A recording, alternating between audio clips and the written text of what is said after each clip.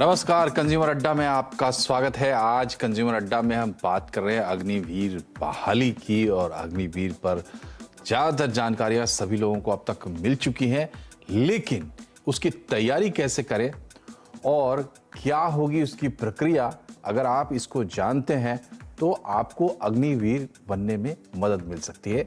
यही हमारी कोशिश है। हालांकि तीनों सेनाओं के वेबसाइट पर पूरी डिटेल उपलब्ध है कि प्रक्रिया कब से शुरू होगी, कुछ रजिस्ट्रेशंस कब से शुरू होंगे, नोटिफिकेशंस आ चुके हैं, और रजिस्ट्रेशन के बाद प्रक्रिया कैसे आगे बढ़ेगी, ये तमाम जानकारी आप आर्मी के वेबसाइट जॉइन इंडियन आर्मी या फिर इंडियन नेवी या इंडियन एयरफोर्स के वेबसाइट से ये जानकारियाँ आप ले सकते हैं। लेकिन आप बनेंगे कैसे, तैयारी कैसे करेंगे, इस पर आज हम कंज्यूमर अड्डा में डिटेल बातचीत करेंगे। हमारे साथ एक्सपर्ट्स का एक पैनल भी है। हमारे साथ होंगे श्री कंसल्टेंट्स के founder Kishore Subramanian, education and career coach Vaibhav Pandey भी हमारे साथ होंगे, और डिफेंस सर्विसेज के ट्रेनर विनोद कुमार भी हमारे साथ होंगे। तो शुरुआत करते हैं विनोद कुमार जी से। हमारे साथ अब दो मेहमान जुड़ गए हैं, एक और मेहमान जुड़ेंगे, तो शुरुआत करते हैं। वैभव जी, सबसे पहले आप ये बताइए कि जब कोई बच्चा या लड़का जब ये सोचता है कि सेनाओं में जाना है, तो आर्मी, एयरफोर्स और नेवी क्वालिफिकेशंस के हिसाब से भी देख ले, और दूसरे जो क्राइटेरिया होते हैं उसके हिसाब से भी, तो कैसे चुनना चाहिए इन तीनों में? देखिए, अगर कभी भी ये सवाल पूछा जाए कि आपको किस चीज में जाना है, तो हमेशा अपने इंटरेस्ट को देखना चाहिए। करियर काउंसलिंग में एक शब्द कहा जाता है कि आपके इंटरेस्ट, आपका इंक्लिनेशन, ये दोनों चीजें डिसाइड करते हैं कि आप क्या बनेंगे। तो सबसे पहला पॉइंट तो ये है कि आपका इंक्लिनेशन किस तरफ है। एयरफोर्स ऐसे लोग जाना पसंद करते हैं जो फिजिक्स में अच्छे होते हैं, जिन लोगों को साइंसेस पे पकड़ होती है। और आर्मी में एक अलग तरह की एक फीलिंग जब आपके अंदर रहती है कि आपको रोमांच का बहुत ज्यादा शौक होता है। आप अक्सर देखते हैं कि इस तरह के लोग आर्मी को अपनी फर्स्ट चॉइस बनाते हैं। तो मैं तो यही कहूंगा कि अपने इंटरेस्ट पे ध्यान दें, और इस चीज पे ध्यान दें कि 12वीं तक की या 10वीं तक की जिस भी प्रक्रिया को आप ज्वाइन कर रहे हैं, उस प्रक्रिया तक में आप पढ़ाई में भी अच्छे हो, चाहे वो इंग्लिश हो, चाहे हिंदी हो, चाहे जनरल साइंस हो या मैथ्स हो, इन सारे एरियाज में आप अच्छे हो। और एक बहुत ही इंपॉर्टेंट पॉइंट है जज्बा, क्योंकि जज्बे से आप फिजिकल टेस्ट पार कर जाते हैं। मैं एक आर्मी के बड़े सीनियर ऑफिसर से पूछ रहा था कि कैसे हम ये बताएं कि भैया फिजिकल फिटनेस इस लायक है या नहीं।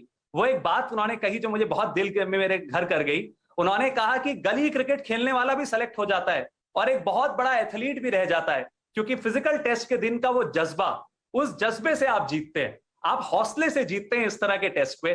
तो मेरा तो सबसे, जो भी हमारे अग्निवीर बनना चाहते हैं, जो अग्नि पथ पर चलना चाहते हैं, उनसे मैं बार बार यही कहना चाहूंगा। कहते हैं हिमाद्री तुंग श्रृंग से प्रबुद्ध शुद्ध भारती, स्वयं प्रभा समुज्वला स्वतंत्रता पुकारती, अमर्त वीर पुत्र हो तृण प्रतिज्ञ सोच लो, प्रशस्त पुण्य पंथ है पढ़े चलो बढ़े चलो। अगर ये जज्बा आप में है और आप अपनी पढ़ाई को सीरियसली लेते आए हैं, भर्ती को सीरियसली लेते आए हैं, तो आपका सिलेक्शन जरूर होगा, क्योंकि इनटेक 3 गुना कर दिया गया है।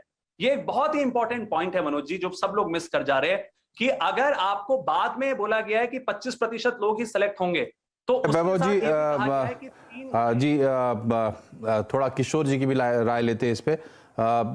किशोर जी, आप बताएं, क्वालिफिकेशंस के हिसाब से या एंट्री के हिसाब से क्या अंतर है तीनों में?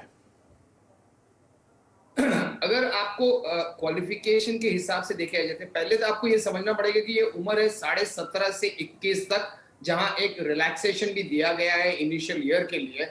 मगर आपको ये जानना पड़ेगा कि ये आर्मी हो या नेवी हो या एयरफोर्स हो, ये हर एक नौजवान के लिए एक डिसिप्लिन्ड लाइफ होगा। ये एक ट्रेनिंग ऐसी एक मूल्य देगी उनके जीवन धारा में, ऐसी एक तुलना देगी और ऐसी एक उनको फोकस देगी जिसमें वो जान पाएंगे कि अपने खुद के लाइफ और खुद के डिसिप्लिन के हिसाब से वो कैसे काम करें। सो ये बहुत इंपॉर्टेंट होगा।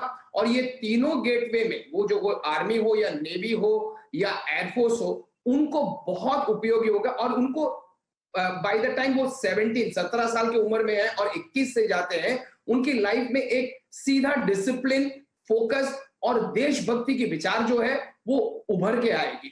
और इसमें जो सैलरी है, उनको जो सालाना सैलरी दिया जाता है, वो भी बहुत यूजफुल है और उनके लिए ये बहुत बेहतरीन अपॉर्चुनिटी है कि 4 साल के बाद उन्हें अपना एक पेंशन तो जरूर नहीं मिलेगा, मगर उन्हें एक लमसम मिलेगा, जहां उनके करियर की शुरुआत, जहां बाकी बच्चों को जब करियर की शुरुआत होती है वो 22, 23, 21 से उस उम्र के बीच में होती है, इनको शुरुआत होगा एक्सपीरियंस और पैसा के साथ। जी विनोद जी, हमने दोनों मेहमानों से ये समझने की कोशिश की, हालांकि मुझे मेरा जवाब मिला नहीं, तो आपसे मैं उम्मीद करता हूं कि आप जरूर बताएंगे।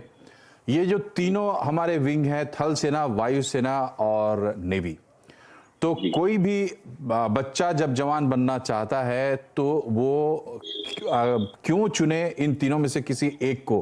क्वालिफिकेशन के हिसाब से मैं कह रहा हूं कि मैंने, मान लो मेरी इच्छा तो है कि मैं एयरफोर्स में जाऊं, लेकिन जो क्राइटेरिया है शायद उसको मैं फुलफिल नहीं कर पाऊंगा, तो एक ब्रॉड गाइडलाइन अगर आप दे पाए कि इन तीनों में किसको टारगेट करे, कौन सा बच्चा?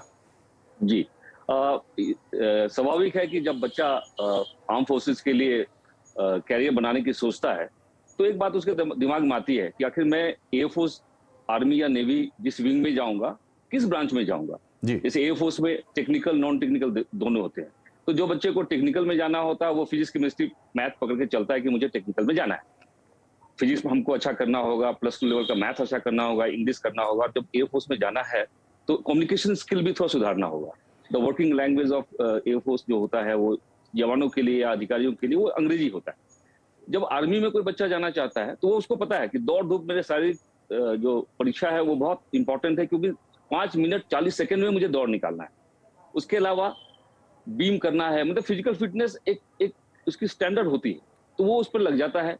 और उसके बाद उसको पता है कि चूंकि उसमें भी वो रुचि के हिसाब से जाता है कि अगर क्लर्क में जाना है, मुझे टेक्निकल में जाना है, एसडीडी में जाना है या ट्रेड्समैन में जाना है, तो उसकी एक सिलेबस है, उसको स्ट्रिक्टली वो फॉलो करता है। ये देखा गया है कि जो नेवी में जो बच्चे जाना चाहते हैं उसमें भी 2 तरह की एंट्री, 3 तरह की एंट्री होती है। एसएसआर होता है, आर्टिफिशियल अप्रेंटिस होता है, कोस्ट गार्ड में नाविक जीडी होता है, नाविक ट्रेड्समैन। तो ये बच्चे, मेरा ये मानना है कि बच्चे जब ये करियर चुनते हैं, there 2 ways to choose the career. एक होता है कि कुछ नहीं मिला तो जा रहे हैं।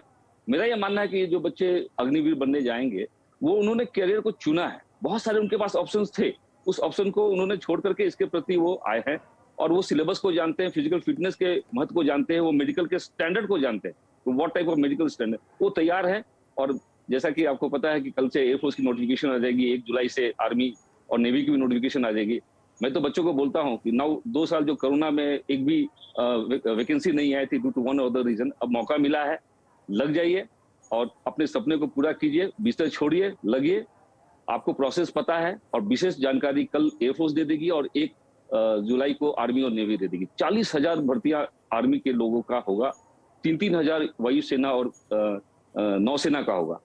और ये सारी प्रक्रिया आप देखिए इतनी तेजी से चलेंगी कि बच्चों को मौका नहीं मिलेगा। तो मैं बच्चों को वार्न कर रहा हूँ कि नाउ डोंट बी रिलक्टेंट, अब समय आ गया है जब आप लग जाइए। और ये दिसंबर तक, जैसा कि आपने देखा कि सरकार नहीं बताया जी ये पूरा हो जाएगा। जी वो तमाम जानकारियां जो है वो पब्लिक डोमेन में है विनोद जी। हम ये कोशिश कर रहे हैं कि इस कार्यक्रम के जरिए उन बच्चों की मदद हो जाए जो अग्निवीर बनना चाहते हैं। तो विनोद जी, दूसरा सवाल मेरा आपसे इसी से जुड़ा हुआ होगा। जैसा कि आपने कहा कि सेनाओं में जाने के लिए जो लोग भी टारगेट करते हैं उनको पता है कि फिजिकल फिटनेस का एक पैमाना उनको पार करना होगा और उसकी वो तैयारी करते हैं। लेकिन फिजिकल को अगर हम एक किनारे रख दें, हालांकि उसकी हम बात करेंगे बाद में, तो फिजिकल के अलावा वो कौन सी चीजें हैं जिन पर ध्यान देना चाहिए और कौन सी चीज आपको एयरफोर्स में ले जाएगी, कौन सी चीज, क्या अंतर करने वाली भी कोई बात है? यानी फर्क इससे पड़ता है कि आपके पास क्या है। जैसे कहीं कहीं साइंस कंपलसरी है तो वहां जिनके पास साइंस नहीं होगा वो उसमें नहीं जा पाएंगे। नहीं जा, देखिए बच्चों को पता है कि अगर मुझे टेक्निकल ब्रांच में जाना, मैं रिपीट कर रहा हूँ, अगर मुझे टेक्निकल ब्रांच में जाना है तो मेरी फिजिक्स, मैथ्स और इंग्लिश बढ़िया होनी चाहिए। और एयरफोर्स में चाहे टेक्निकल में जाए चाहे नॉन टेक्निकल ब्रांच में जाए, रिटन के अलावा एडेप्टिविटी टेस्ट नंबर 1 और 2 भी होती है, जहां पर आपकी बोलने की क्षमता, देखिए भाषा एक माध्यम है अभिव्यक्ति का, इंपॉर्टेंट तो बैकग्राउंड नॉलेज है, लेकिन अंग्रेजी की इतनी भाषा आपको जरूर आनी चाहिए कि जो आप बताना चाहते हैं सामने वाले को समझ में आ जाए। बहुत अच्छा अंग्रेजी नहीं बोलते कोई बात नहीं। दूसरा, सिचुएशन रिएक्शन टेस्ट होते हैं जिसमें आपको एक परिस्थिति दी जाती है और बोला जाता है कि आप कैसा व्यवहार करेंगे, इससे एक साइकोलॉजिकल टेस्ट होता है। तो ये बच्चों को चयन की जो प्रक्रिया उसकी जानकारी है। मैं बच्चों से यही बोलना चाहता हूँ कि आप अगर एयरफोर्स के लिए टारगेट करते हैं तो आप जानते हैं कि आप टेक्निकल में जाना है, नॉन टेक्निकल में जाना है। टेक्निकल में जाना तो 70 मार्क्स के एग्जामिनेशन होंगे, 20 मार्क्स से इंग्लिश है, कॉमन अंडरस्टैंडिंग इंग्लिश का बढ़ाइए। बहुत ज्यादा इंग्लिश में प्रश्न बहुत टफ नहीं होते हैं। मैं बार बार बोल रहा हूँ कि कॉमन अंडरस्टैंडिंग का मतलब इंग्लिश की समझ अगर आपके पास है तो ये 20 क्वेश्चन बड़ा आराम से हो जाएगा। फिजिक्स में भी कॉन्सेप्चुअल क्वेश्चन होता है, जनरल क्वेश्चन होते हैं। मेरा यह मानना है कि अगर आप इसकी तैयारी ढंग से करें, एक टाइम टेबल बनाए, उन विषयों का समावेश करें जो इंपॉर्टेंट है। अब समय नहीं है चूंकि, और लग जाए आप। और फिजिकल फिटनेस जो आप बोल रहे हैं कि इंपॉर्टेंट नहीं, वो आर्मी के लिए बहुत इंपॉर्टेंट है। पहला जो टेस्ट होता है सर, वो फिजिकल फिटनेस में बहुत सारे बच्चे 5-40। जी मैं फिजिकल टेस्ट को अनइम्पॉर्टेंट नहीं बोल रहा हूँ सर, मैंने सिर्फ ये कहा कि अभी उस पर हम बाद में बात करते हैं।